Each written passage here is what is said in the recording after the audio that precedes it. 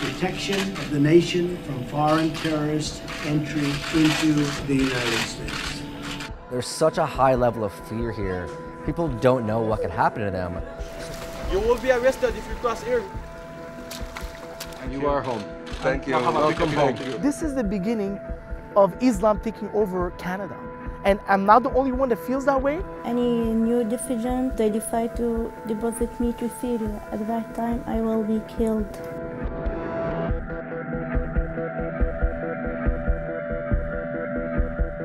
In the United States, when we talk about illegal border crossings, it's typically about people coming into the US from Mexico. But these are not typical times. We're about 4 miles south of the Canadian border in Buffalo, New York. This building here may look like a nondescript schoolhouse, but inside are people from dozens of countries hoping for legal asylum in Canada. This man from Bangladesh drove up from New York City, nearly 7 hours away, to beg the staff at Vive for help. If I go to Bangladesh, big problem. So, do you want to stay in the United States, or do you want to try to go back to Canada? How I can go? You happy? Yeah, the desperation has definitely increased. I never in my life thought that my country would be the one people were running from. Never. In January, President Trump signed an executive order restricting immigration from 7 Muslim-majority countries for 90 days, halting refugee admission, and banning all Syrian refugees indefinitely. The order stranded people around the world and was widely condemned. While federal judges blocked the initial ban and part of a subsequent one, Trump's immigration crackdown has sparked a climate of fear. In contrast, Canada's Prime Minister, Justin Trudeau, is welcoming immigrants, often through social media. Asylum seekers are now leaving the US for Canada by the thousands. But with this influx and global concerns over terrorism, not everyone is thrilled, like this mayor of a Canadian border town. When you're starting to get a number of people coming from different countries, that's what's concerning our residents. With the bigger numbers coming, we're going to see more criminals or more undesirables.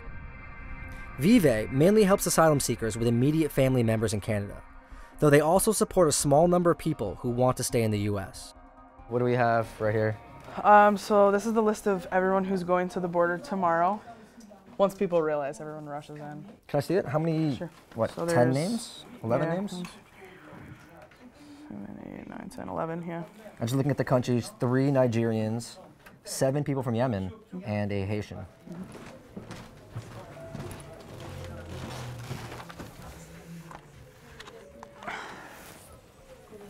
There it is. Yeah.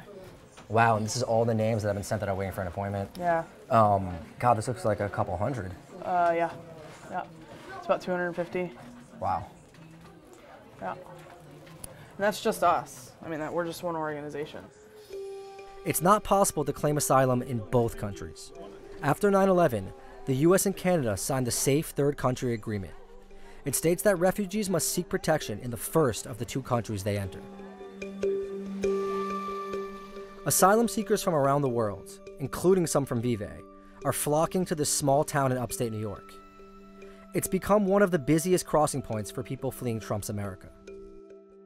If they can manage to cross the border, the Safe Third Country Agreement no longer applies. Most arrive here after taking buses from New York City to a nearby town and then catching a cab to the border. We're currently sitting on a dead-end street in Champlain, New York. It's a relatively desolate area. Canada is about 15 feet away, and there's actually Canadian police stationed a little past the border. A conservative Canadian news outlet is the first sign we get that not everyone in Canada is welcoming asylum seekers. Where are you from? I'm from Syria. Syria. Yeah. So here you cannot cross here. It's illegal to cross over here. I cannot stay here. You need to report to the Canadian border. 3 miles that way. Okay, arrest me from here. You inform them. Getting arrested is actually a good thing here because it opens up a path to claiming asylum. This reporter described a very different scene from the one we saw. He looked nothing like what you'd expect a refugee to look like. Since he arrived in a cab, he certainly didn't have any guns to his head. It didn't look like he was being persecuted in any way on his way over here.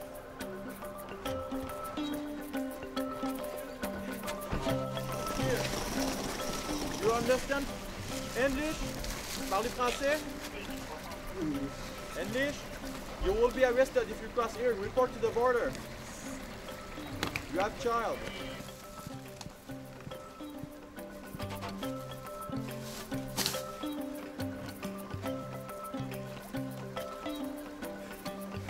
Despite Canada's reputation for tolerance, a recent Reuters poll shows nearly half of Canadians want to see illegal border crossers deported, no matter the circumstances. And some ultra-nationalist groups have been taking matters into their own hands and patrolling this border. There's been a recent rise in hate crimes within Canada, some caught on camera. Go back to China. This is Canada. English country coming here. No, you. If you're going to work here, it is the law to know English. You're going to hell. You're going to hell if you're a Muslim. It's your problem? You packy? Go back to India. Hindu? All you Hindu camel rider mother. You camel rider mother. Go back to Hindi. White power mother. I went to Montreal, an hour from the border, to get a better sense of what's driving this. Some people have asked me this question. Do I consider myself a racist? I would say more that you like your culture. And if you like your culture, is that called racism? George Halak is the Lebanese-Canadian and Christian founder of the Canadian Coalition of Concerned Citizens. He started the group earlier this year and calls it a movement to protect Canada. Many other members of the group wanted to talk in the days before I arrived, but only George showed up for the interview. His peers said they were afraid I'd make them look like racists. But here's what some say online. Right now, the government is giving a lot of money for refugees. They're giving a lot of money for people to come here, and they're not really vetting them like 100%. I feel that they're coming here for a specific goal to take over the country and to make it into Islamic country within a period of 50 years. That's quite a task they have. Muslims make up about 3% of the Canadian population, and they're increasingly becoming the target of far-right groups. All right, we have some breaking news from Quebec City. On January 29th, Alexandre Bissonnette, a 27-year-old college student, killed 6 people at a mosque in Quebec City. Trump used the shooting to support his call for a travel ban. It's a terrible reminder of why we must remain vigilant and why the president is taking steps to be proactive rather than reactive when it comes to our nation's safety and security. Yet ironically, the shooter in this case was white and had grown up in Canada. I'm not sure 100% what happened with that mosque. I'll make my decision after the trial is made. Until then, I assume that it was nothing related with racism. It was just someone that was crazy. I agree that he was probably crazy, but he attacked a religious house of worship. Okay. And he made a lot of statements that he was targeting Muslims. George organizes rallies across the country to protest what he calls Trudeau's open border policies. He coordinates with other far-right groups, like Soldiers of Odin, who do street patrols of Muslim neighborhoods, and Lamut, known for their wolf-like howls. A lot of people see them as nationalistic to the point where maybe they're against people from other countries in a way that could be taken as very aggressive. Well, it's people, I would call them patriotic Canadians that love immigrants, that love all types of people in this world, that want to make sure that Canada stays safe as a nation. Several thousand people have illegally crossed into Canada since January. Refugee advocates say the Safe Third Country Agreement is encouraging people to risk their lives to get into the country. These men from Ghana recently lost most of their fingers in sub-zero weather. This is your new home right here, yeah? This is my home, yes, this is my new home. Mamadou fled the Ivory Coast during the civil war that killed his father and fears that if he is sent back, he too will be killed. He spent years in New York City and now shares a room with 16 men at this YMCA-turned-refugee shelter in Montreal. So 10 years in the country, you're paying taxes, you have a job, you have an apartment, and then all of a sudden one night, immigration comes looking for you. Yes. And everything changes. Everything just changes. Well, when he came to power, less than 1 week, they keep looking for me. When they call me for the second time and the third time, I said, no, I'm no longer safe. Immigration arrests have risen nearly 40% since Trump took office. Mamadou says he was so frightened that he left New York with only the clothes on his back and no phone or map. After being turned away at an official border crossing, he started walking through a forest to avoid being detected. He waded through a river and then another and climbed a small mountain. He could no longer feel his fingers or toes. He knew he was in Canada when he saw a stop sign in French. He then passed out and was later found by a police officer. He had walked for more than 9 hours. In my mind is, I just want a safe country where I can be safe. I don't know the consequence. I just did it. You got to save my life. That's all. And I know it cost me a lot.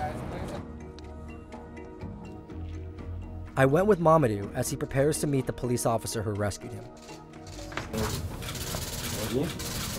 He was nearby the fence, and he was standing rigid, not moving, and he was not talking. He was unable to talk.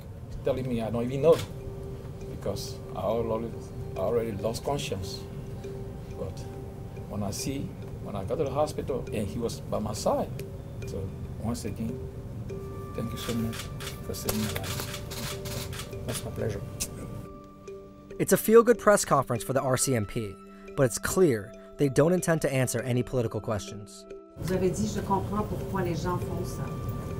Traverser comme Mamadou l'a fait, pourquoi ils le font? I'm not here to judge or to analyze what's going on at the border right now. I'm there because I'm a police officer. I'm doing my job. After the press conference, I asked an RCMP officer how the agency is responding to the influx. We've seen a definite increase in 2016, a sharp increase. Like I mentioned earlier, it's been there for years. It's not a new phenomenon, but the increase... Yeah, the amount of people coming, is that... No, we never seen that. It might come to a point where we're going to be a little bit overwhelmed, but not at this point. Beyond logistics, though, the officer wouldn't comment about anything controversial. And how do you guys feel about the situation to the south of your border now? What's going on in the U.S.? Do you feel like this is exacerbating it? This is causing more people to come to Canada? I don't want to go there either. Okay. Off camera, officers were more candid, saying something needs to be done to slow the tide of people coming over the border. So far, Trudeau has been largely quiet about the refugee crisis. His office turned down my request for an interview. But calls for Canada to pull out of the agreement with the US have been escalating since the recent death of a border crosser.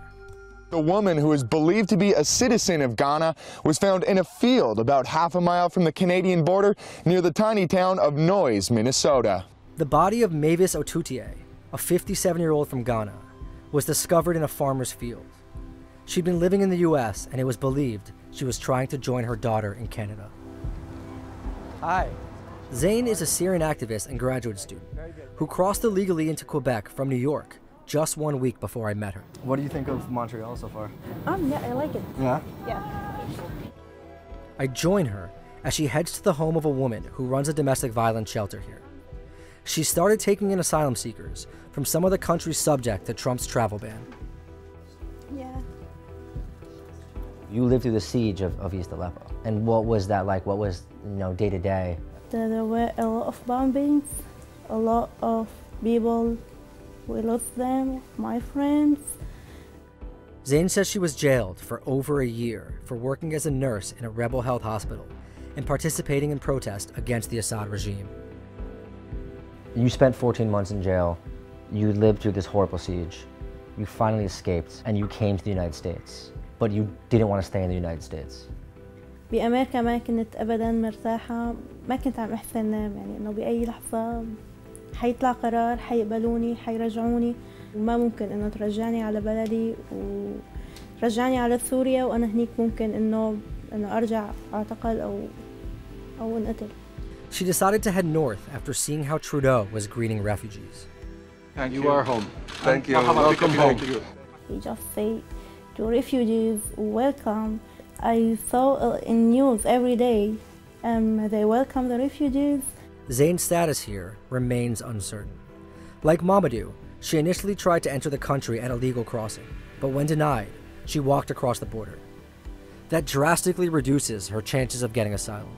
And now she just hopes that Trudeau will follow through on his promises. They have responsibility with what they are saying. وهذا اللي بتأمله أنا إنه تنلغى معاهدة البلد الآمن. فهن لما بدهم يستقبلوا لاجئين المفروض تنفتح المعابر الرسمية لحتى الناس ما تروح تعبر من الغابات وممكن تتعرض للخطر، تعبر بالثلج وممكن تتقطع الطبيعة من الطريق.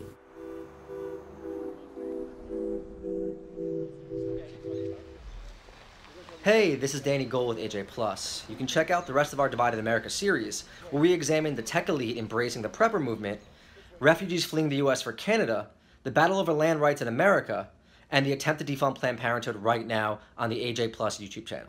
Thanks for watching.